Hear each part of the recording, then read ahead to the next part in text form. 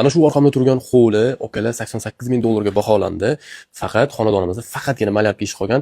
Xonadonni to'liq uyini tarkib bilan ta'minlashga tarkiblarni ham olib qo'yishgan ekan. Sroch narxga 88 ming dollarga baholanyapti. Ko'chani boshida kanalizatsiyalar ham bor, suv, svet, gaz, kommunikatsiyalar joyida. Kelib bitta ko'rib, narxini yana tekshirib savdolashib olsangiz, hujjatlari ham joyida ekan. Manzilga aniqlik kiritamiz. Kelis Kirov Olmazor ko'chada joylashgan 1,5 sotix, 5 ta xona, podval qismiga ega bo'lgan. Ichkarilarni ham qisqacha obzor bilan tanishamiz. Hop, kirib kelishimiz bilan bu yoqda okalar yo'lak joylashgan, tepalama patologlar gipsokarbon qilingan, elektrika, santexnika, to'pli pol ishlari hammasi qilingan. Yo'lak bo'ylab yurganimizda o'ng qo'lda umumiy sanuzel bo'ladi. Bu yoqda bolalar uchun mo'ljallangan yoki kattalar uchun mo'ljallangan yotoqxona, orqa qo'lga chiqadigan joy qoldirilgan. Bu yoqda yana bitta kattagina xona. Xonalarga alohida ahamiyat berasizlar okalar.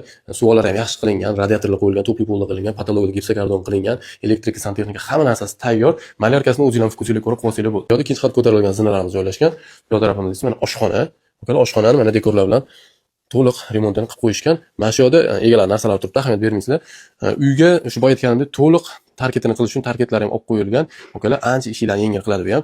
Fasadlar travertin qilingan, ozgina mehr berib, oxirgi yetkazsanglar bo'ladi. Egalar 88 startdan so'rayaptilar, yana tepasiga kelishadigan joylar bor. Ikkinchi qavatimizdan ham ko'rishingiz mumkin. Xonalar katta-katta planirovkasi zo'r qilingan, patologlar qilingan.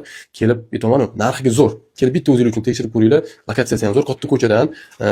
Hamma biladi, Kelesga kelganingizda o'ng qo'lda masjid bor. Shu masjidning oldidan uygacha 1 kilometr masofa ekan. Kelib bemalol savdosini qilsangiz bo'ladi. Mahallalar asfalt qilingan, yaxshi akkuratni joyda joylashgan. Bu mahallamiz tupikda joylashgan. Adashmasam 4 ta xonadon qurilgan ekan. Shu bittasi mana shuni sotilyapti egalarga pul zararligi uchun. Okalar aloqaga chiqib egalar bilan ma'lumotlar olib, tepasi baraka qilsanglar bo'ladi.